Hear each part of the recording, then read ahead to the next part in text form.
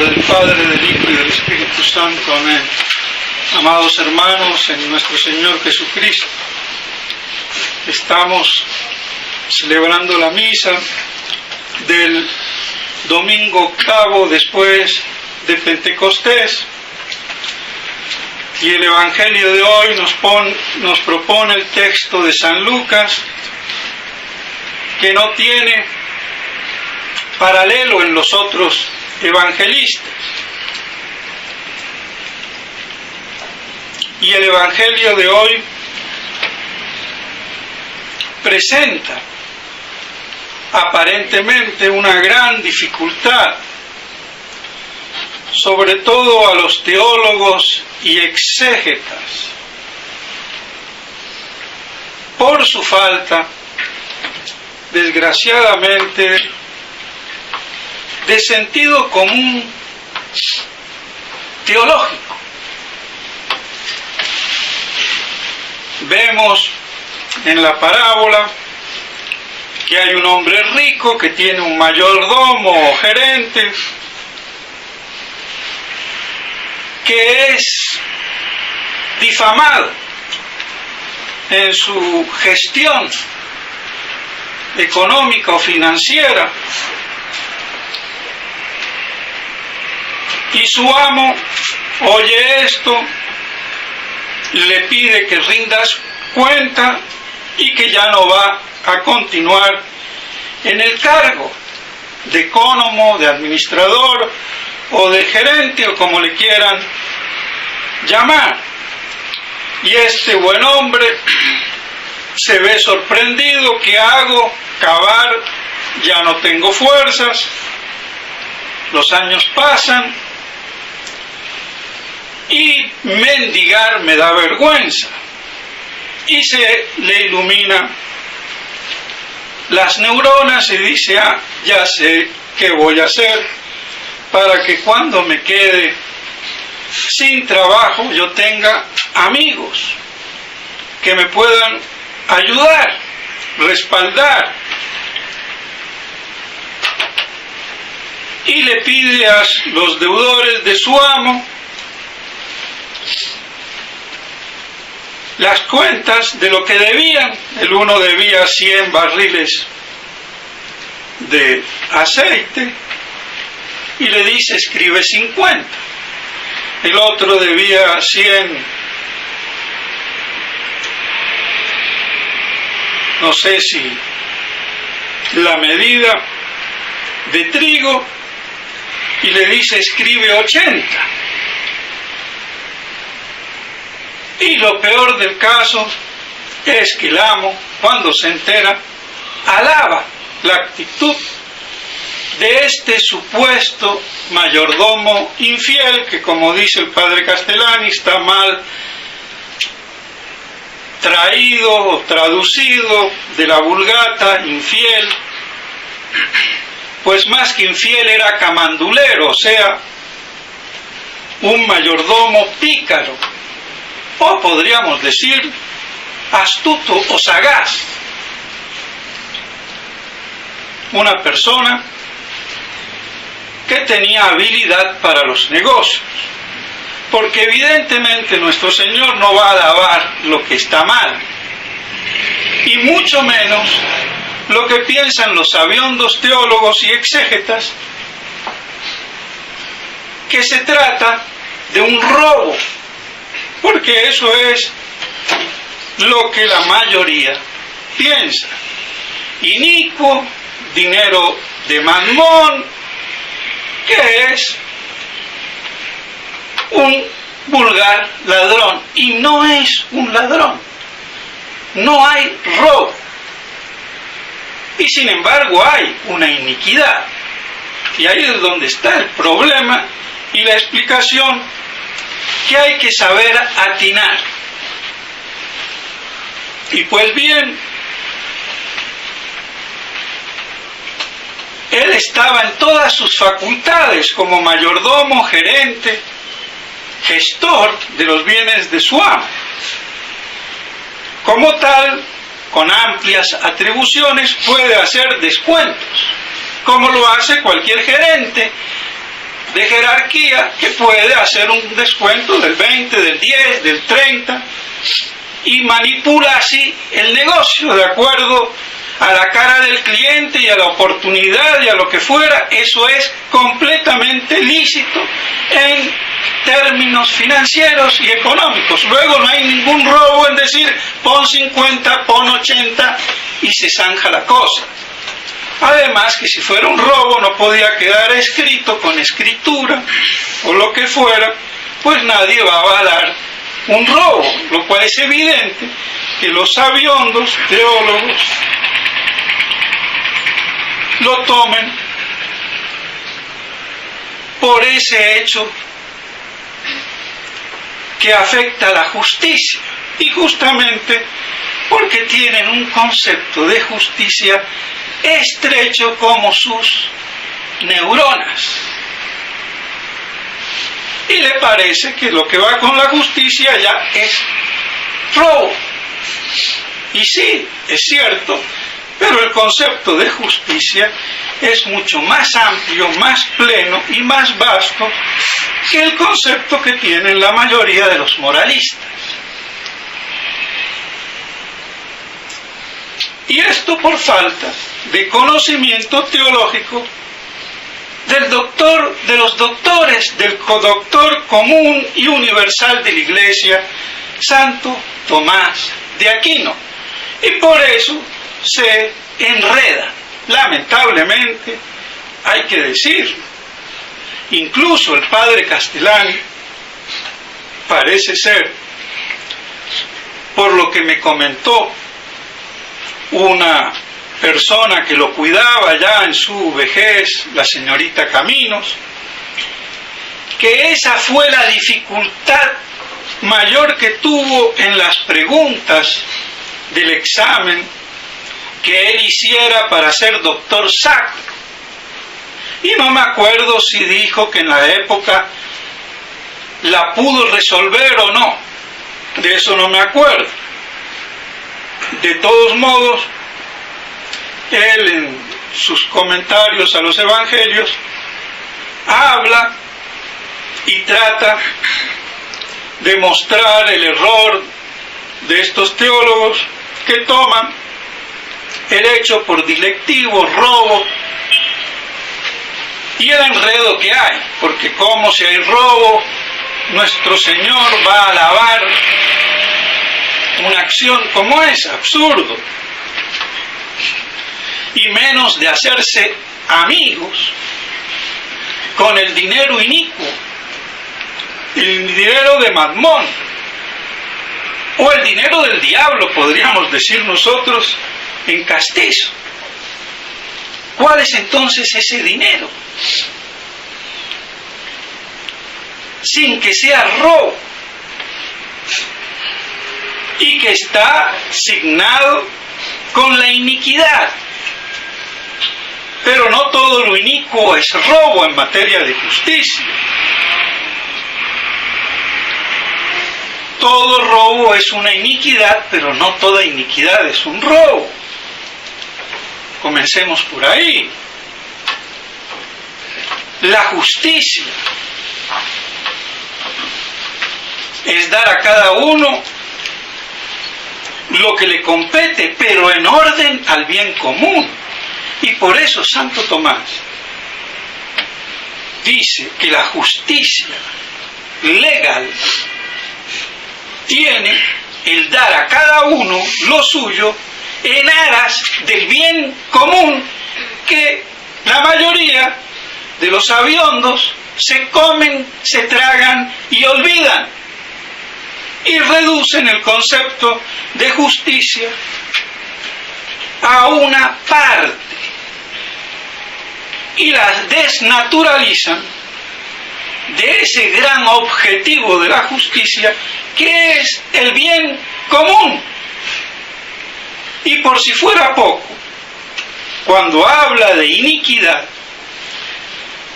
relaciona el término con lo que es en contra de la justicia. Y la justicia legal tiene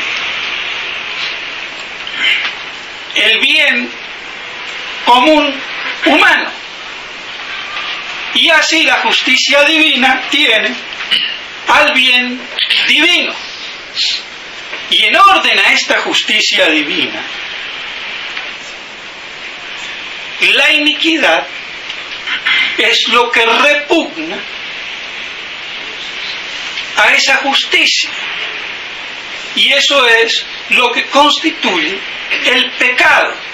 Entonces el dinero inicuo es el dinero mal habido, no necesariamente robado, pero que tiene esa pecaminosidad. Y así se resuelve paladinamente el problema. ¿Y cuánto dinero inicuo no hay? Les puedo poner miles de ejemplos. El dinero de la prostitución, del narcotráfico, el dinero de toda la pornografía, del cine, de la prensa inmoral, es dinero inicuo y no es robado. El dinero del aborto, el dinero del asesino, del sicario, del mercenario, es dinero inicuo y no es robado. No hay que restituirlo, porque si es dinero robado o de rapiña o de estafa o de fraude, yo debo de restituirlo en justicia, pero no ganarme amigos con el dinero inicuo, que es muy distinto. Entonces es evidente que ese concepto estrecho de los teólogos, que saben más de todo pero poco de teología, porque la verdad hay que decirla, mis estimados hermanos, esta crisis actual ha comenzado por las inteligencias y por la decadencia teológica que comenzó ya desde la Edad Media, cuando Santo Tomás muere y no tuvo la resonancia en los que aún decían ser sus discípulos. Y eso se fue cada vez aminorando hasta dar una teología que es estrecha y que no explica gran cosa. Y por eso después, cuando se quieren explicar los hechos como el de esta parábola, la gran mayoría se ve por falta de inteligencia inapta para explicar, y se van por la tangente de su estrechez mental, y a todos nos ponen el dedo en la boca con su falsa ciencia de doctores imbéciles. Hay que decirlo, porque la teología requiere inteligencia, sapiencia y luz. Y eso es lo que da Dios con su gracia, que es luz. Cuando pedimos la luz divina de su gracia, pedimos ciencia, sapiencia e inteligencia. Esos dones excelsos del Espíritu Santo que hoy brillan por su ausencia. Y desde hace rato. Lo que pasa es que ahora nos toca pagar los platos rotos de tanta estupidez acumulada bajo una falsa ciencia. Y quizás por eso, en castigo, Dios ha permitido que ese clero inepto sucumba. Y así la crisis que vivimos tiene explicación, porque no se puede conculcar la sabiduría eterna impunemente y reiteradamente.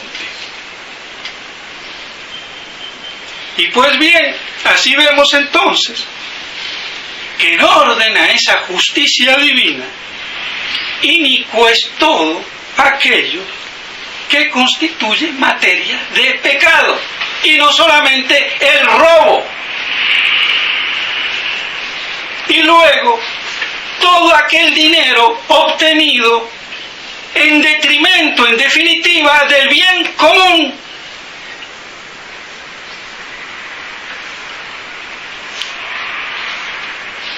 Y el gran dinero mal habido, y que no lo he mencionado, pero se darán cuenta que es el peor de todos. Y no hablo ya del poder económico financiero judaico, porque eso es un vil robo, la inflación y toda la manipulación bancaria internacional, que ni los economistas saben, y los que lo saben se lo callan, porque eso es robo. Pero el gran dinero mal habido de todos los políticos, de los contratos estatales con el erario público, en detrimento del bien común. Si yo pago impuestos y Bogotá está llena de huecos, son unos, aparte de ser rateros,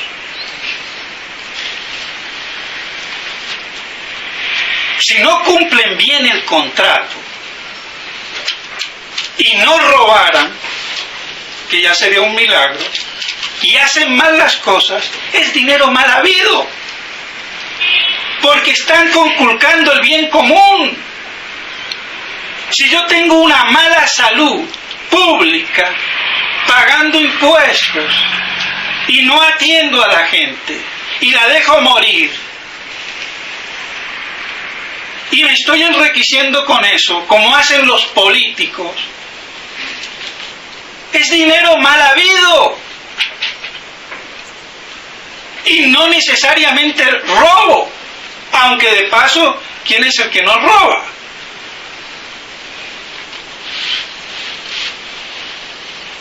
Entonces nos damos cuenta que no se salva casi nadie del poder o de los que detentan el poder del mundo con esto del dinero inicuo. Caen todos. Habrá excepciones. Y lo mismo en la iglesia. El dinero mal habido en el Vaticano, en los episcopados. Todo dinero del diablo. Y no es robado.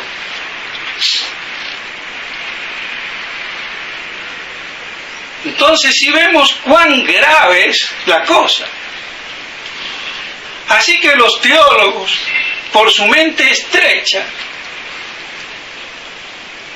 dan una explicación que incluso les salva de lo que los otros prelados y los gobernantes hacen y deshacen, y eso, mientras no se verifique el robo, pues no hay problema, no es dinero inicuo. Y a esa situación llegamos. Entonces queda claro que la parábola de hoy le cae a todo el mundo que detente poder en esta tierra y se beneficie, se enriquezca en detrimento del bien común.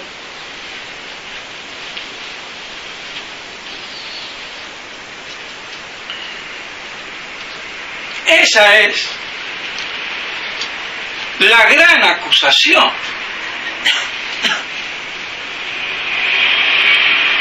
Pero, lamentablemente esto, no sé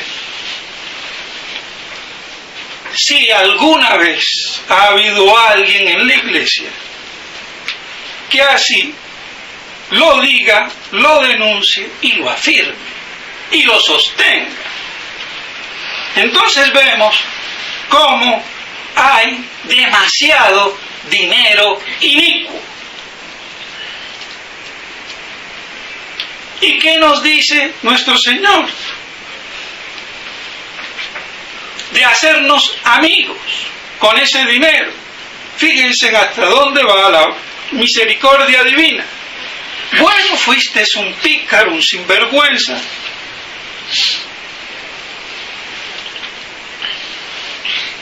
Trata de arreglar las cosas, ganándote el cielo, haciendo limosna con ese dinero mal habido y ayudando así a compensar el mal que ha hecho en detrimento del bien común sin que haya habido robo. Aunque queda claro que puede haber habido robo y ahí ya no es limosna sino restitución en justicia.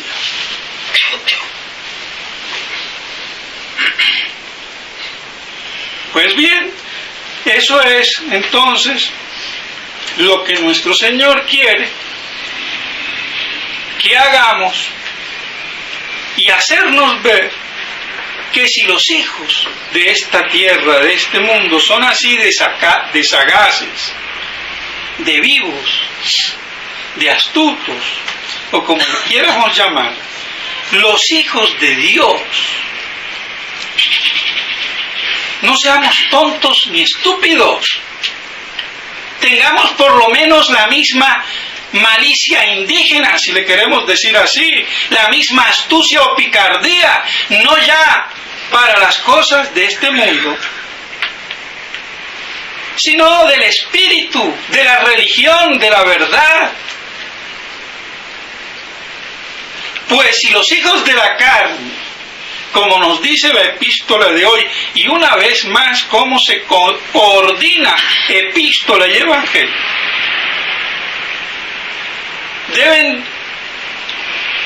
debemos de seguir como hijos de Dios el Espíritu de Dios que nos hace decir Abba, Padre,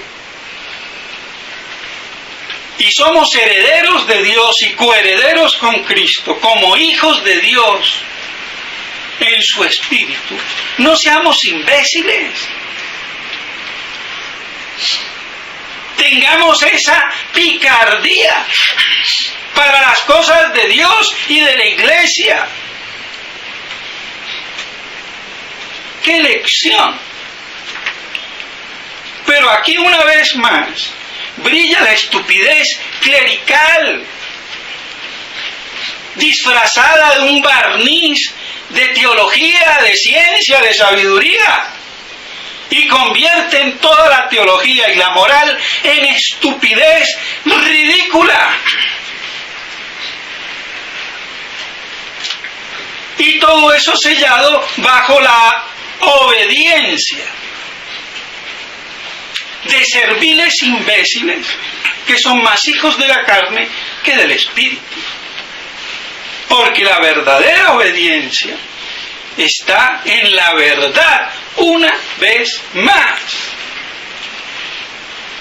Como hijos de Dios, coherederos de Cristo y herederos de Dios Padre. ¡Qué sacudida! Pero así es la estrechez del clero y de los superiores, de los prelados, que debieran de ser los más sabios, los más inteligentes y los más sagaces, y que son una partida de imbéciles con mitra o con tiara. Lamentablemente. Y quieren todo arreglarlo con que tienen la gracia de Dios. ¿Y qué diablos hicieron con la gracia de Dios? Si reina esta confusión babilónica, que la gracia esa la anularon, la desecharon, la impugnaron. Entonces, no me vengan a hablar de gracias de Estado cuando no está la jerarquía y los prelados consolidados en el bien común de la verdad.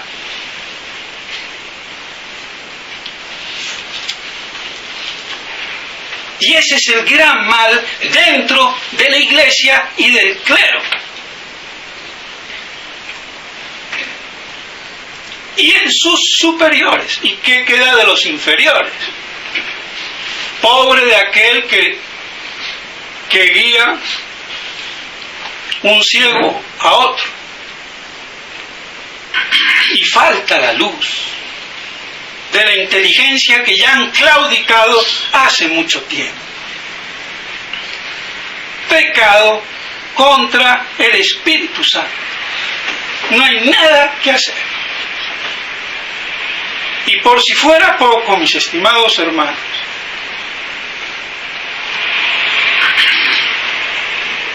eso mismo es hoy lo que está pasando con la tradición representada por la fraternidad y Roma apóstata. Ustedes ya saben que hubo el capítulo predicado por el padre Lorenz, nada más ni nada menos, por decirlo así, modernamente, de sensibilidad gnóstica. Pues ya les conté un hecho al respecto, que no lo voy a volver a traer. Para preparar los ánimos del capítulo. Y aparentemente no ha pasado nada, no hay acuerdo, y todos en el capítulo se pusieron de acuerdo, hasta los obispos disidentes, salvo el desechable Monseñor Williamson, que lo marginaron, aplicándole un canon que no procede. Y si procede, Monseñor Felé, si es tan docto y juez equitativo y justo, debiera de haber dado la sanción, porque al aplicarle ese canon lo está tildando en su párrafo primero de desobediente a la autoridad y en el segundo de subversivo. Entonces tiene que decir en qué desobedece y en qué es subversivo. Ahora, si él como troglodita, gurú, es subversivo, todo aquello que se le opone a su divina voluntad, pues, bueno, pero que lo diga. Yo soy el gurú de la tradición, cuasi infalible, y el que se opone a mí se opone a Cristo, y el que no está conmigo está contra Dios, y se acabó. Pero que lo diga. Pero que no se haga el democrático y le haga a los otros 29 idiotas, porque así hay que decirles. Y si no lo son, que me lo digan en la cara y que me refuten, para avalarle la exclusión injusta que le hicieron a Monseñor Williamson. Y yo no es que lo defienda, porque Monseñor Williamson no es santo de mi devoción, por lo que ya siempre he dicho. Y para que sea santo de mi devoción él o cualquiera de ellos, que obren en consecuencia como tienen que obrar, y no hay ningún problema. Pero esa exclusión de desobediente ¿a qué? A los caprichitos de Monseñor Felé, subversivo,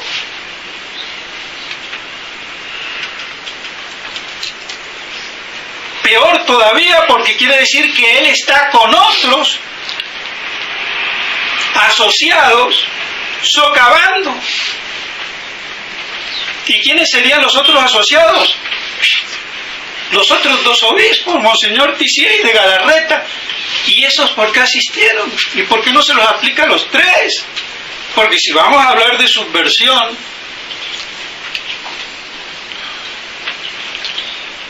pero se la aplicaron a este. Por tonto, no sé.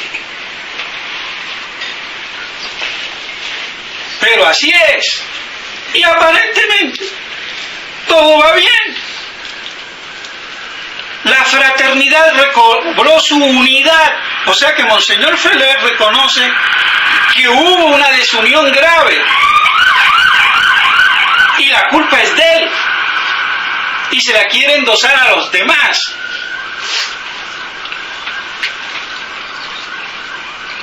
Y se da el lujo de decir después que él, aquellos que han abusado de todo esto, para hablar en contra, pero si él es el culpable, el número uno, tendría que haber renunciado, pero estoy seguro que aún si él hubiera querido renunciar, cosa que no creo, porque está muy pagado en su orgullo de mando, Roma no lo hubiera dejado.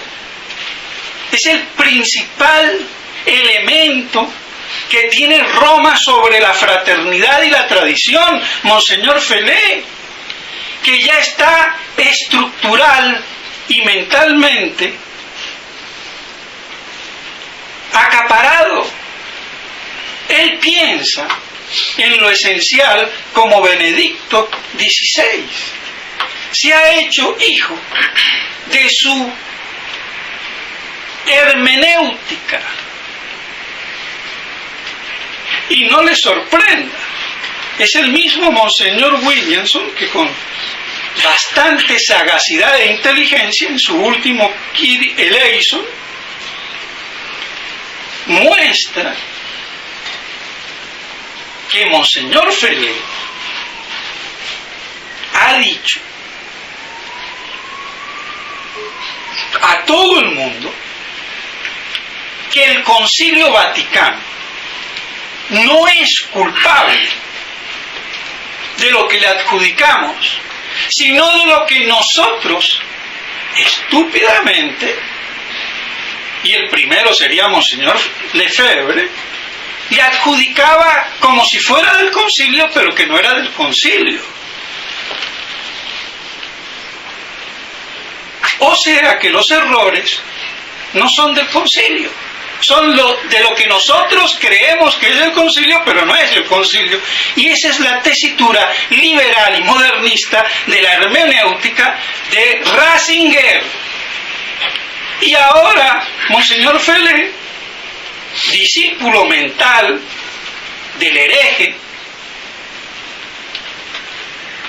que hasta el apellido Ratzinger parece rata, no sé qué significará en alemán,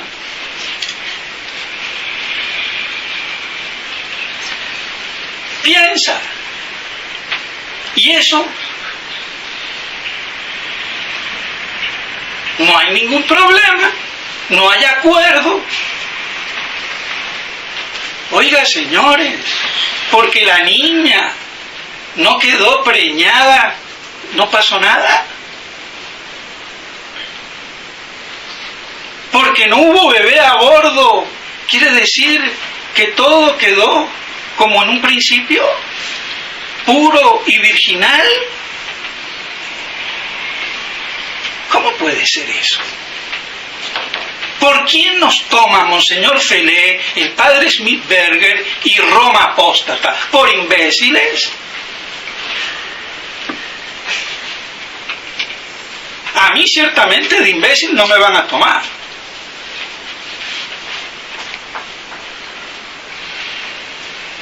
Porque para algo hay que tener la cabecita, además de ponerse la mitra, el sombrero o peinarse. La primera cosa por la que tenemos la cabecita es para pensar.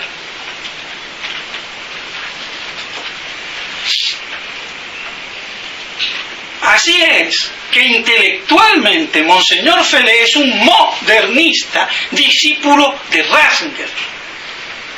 Es la revolución gramsciana. El comunismo no son los cañones de Rusia.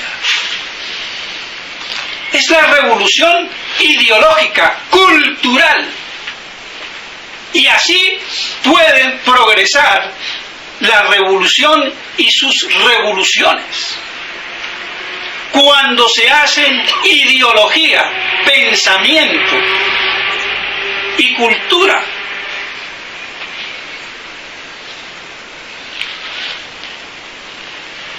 Él piensa exactamente en ese punto como Ratzinger.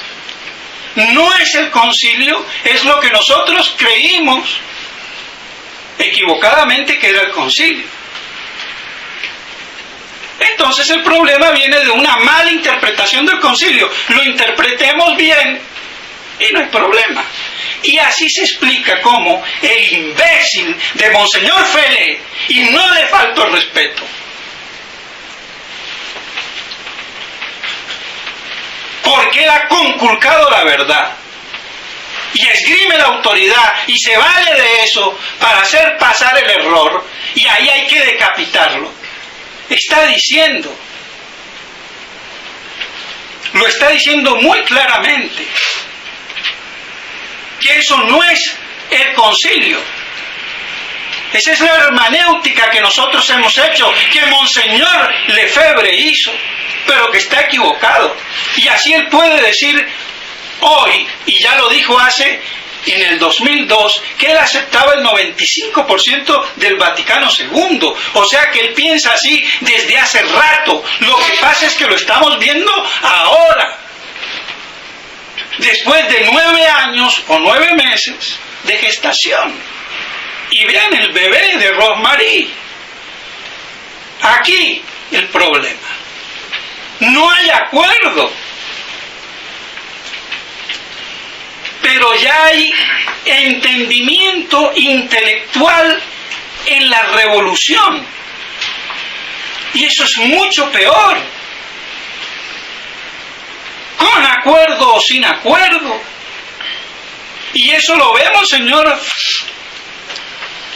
de Galarreta, lo vemos, señor Tissier, lo ha visto, gracias a Dios, monseñor Williamson. Y ojalá que le sigan funcionando las neuronas, y más que las neuronas, que utilice la espada que tiene ahí en su emblema episcopal.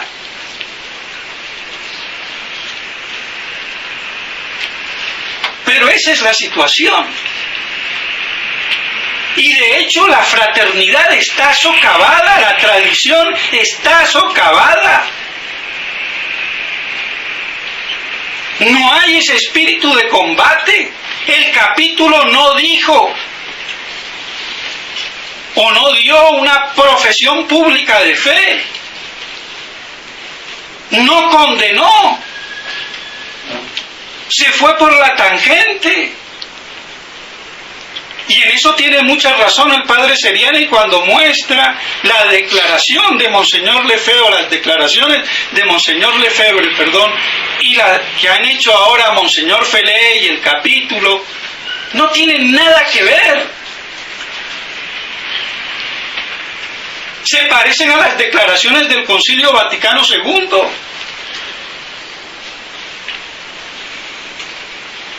¿Y eso qué es? Eso es perder la guerra intelectualmente, conceptualmente. Se ha perdido. Es la revolución gramsciana. Los cañones rusos no son el comunismo. Son los conceptos erróneos que conculcan la justicia y la verdad, y que crean así la iniquidad e impugnan la sabiduría del Espíritu Santo, pecado contra el Espíritu Santo que no tiene perdón, porque no hay inteligencia que reconozca el error. Y ese es el problema del modernismo, y ese es el problema de Monseñor Felé, que comienza con una nueva hermenéutica, la modernista, a considerar Vaticano II. Es gravísimo, mis estimados hermanos. ¿Verán esto todos los fieles? ¿O se quedarán contentos porque van y les predican retiros, los santifican, pero no les dicen la verdad? ¿Y qué clase de sacerdotes tenemos? Despierten.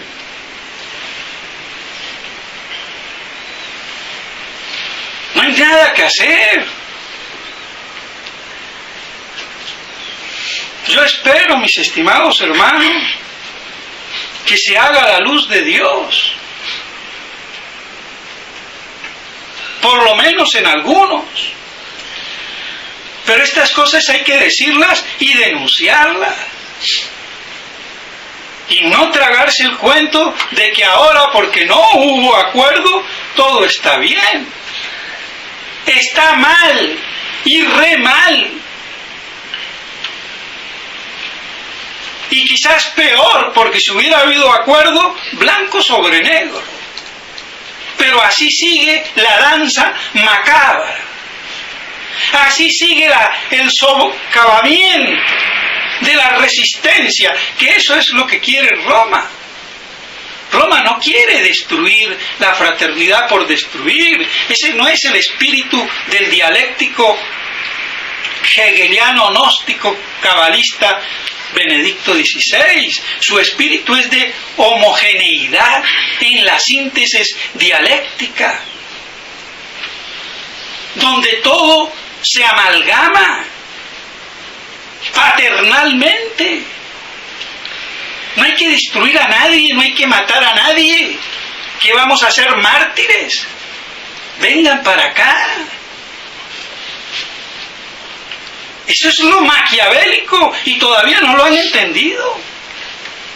¡Qué vergüenza! Pues bien, mis estimados hermanos, no me quiero alargar más, pero vemos cómo la iniquidad, y peor que el dinero de iniquidad, es toda esta iniquidad espiritual propia del gran misterio de iniquidad y obra del gran pseudoprofeta religioso anticristo que gobierna desde Roma, convertida en la sede del anticristo, como lo ha dicho Nuestra Señora en la Salet. Y que le caiga el que le caiga, el fiel que no quiera entender, es problema de él. Pero es porque ya no quieren. Porque si yo no entiendo, me quedo sin entender y no hablo, ni juzgo, ni digo, ni mu. Hago lo del Santo José, que no confundió ni hinchazón con gordura y mucho menos con preñez. No entiendo, me retiro. Pero aquellos que no entienden y juzgan, y después estúpidamente sacan eslóganes que satanizan, que vuelven tabú, como hacen la gran mayoría con el tema de la sede vacante, comparando sede vacante y modernismo, dos cosas que es como sumar papas con arvejas. Como hace ese padre que no da ni la cara, porque ahora parece ser que los monseñores y los padres ya no quieren ni firmar, y que está muy bueno el artículo, como 17 páginas, y que alaba al padre Altamira, y que hay materia para alabarlo, pero no sea tan imbécil. El problema no es el sedevacantismo. Hay todo el derecho teológico y jurídico de impugnar la legitimidad de una jerarquía que conculca el dogma. ¿O con qué cuento chino me van a salir? Y haciendo dogma de fe lo que no es dogma de fe. Ese ha sido todo el artilugio de Smith-Berger y de Ratzinger. Y claro que ha habido sedevacantistas cismáticos y estúpidos, como los ha habido antisedevacantistas igual de cismáticos y de estúpidos. Pero la cuestión teológica está por encima. Y hay un problema teológico. Y lo quieren hacer tabú, lo quieren satanizar.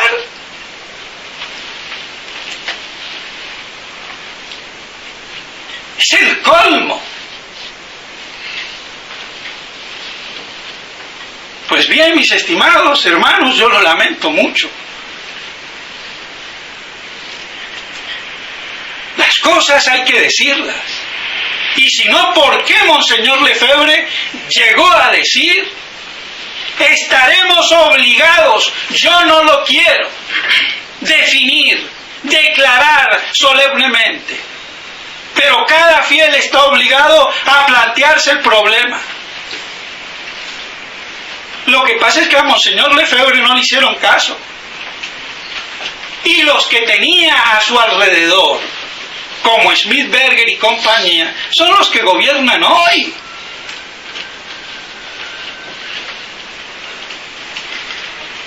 ¿Y qué concepto tienen ellos de iglesia? Herético. Los sacerdotes, yo no digo la fraternidad, porque la fraternidad como tal, institución que hizo Monseñor Lefebvre, al igual que la iglesia y los hombres de iglesia y los hombres de la fraternidad, tienen hoy un concepto de iglesia herético. Óiganlo bien.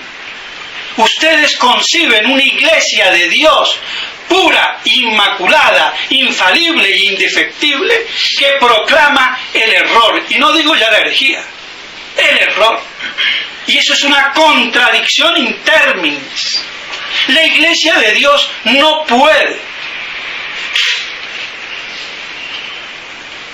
albergar el error, proclamar el error, y menos la herejía. Tienen que condenar esa nueva iglesia como apóstata, como usurpadora.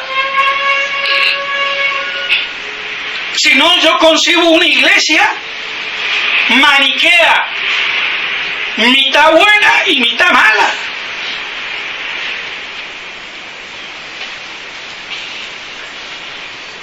Esa es la concepción que tienen, maniquea de la iglesia.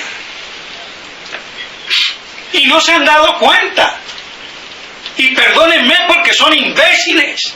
Y hay que decírselos. Yo lo lamento mucho, mis estimados hermanos. Y yo hay muchas cosas que me he callado. Pero que no me voy a seguir callando. Y con el mazo dando. Con teología, con inteligencia, con ciencia y con sapiencia.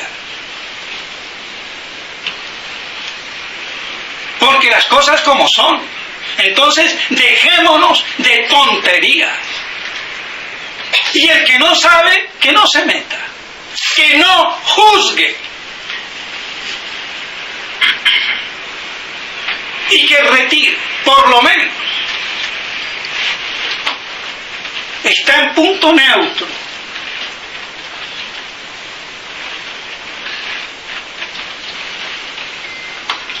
Y así se ve como hay el abuso intelectual, teológico. Y a todo el que no piensa así ya es un loco, o es un imbécil, un satanizado, un troglodita. Yo que ya perdí el honor y que perdí todo, no me importa. ¿Qué más puedo perder? Que me peguen un tiro, pero bendito sea. Ojalá me ahorran el purgatorio. Pero callar, un paso para atrás, ni para tomar impulso. Y la guerra de frente. Eso es lo que tendrían que hacer los 4 obispos de la fraternidad. Pero brillan, lamentablemente, por su ausencia. Pues bien, mis estimados hermanos, tengamos estas cosas presentes, tocan al bien común, y lo que conculca el bien común es inicuo, y por eso vivimos este gran misterio de iniquidad, llegando a su culmen apocalíptico. Pidámosle a la Santísima Virgen María que nos ayude a mantenernos de pie en esta crucifixión segunda de nuestro Señor en su iglesia cuerpo místico, segunda crucifixión apocalíptica de la iglesia. En nombre del Padre, del Hijo y del Espíritu Santo.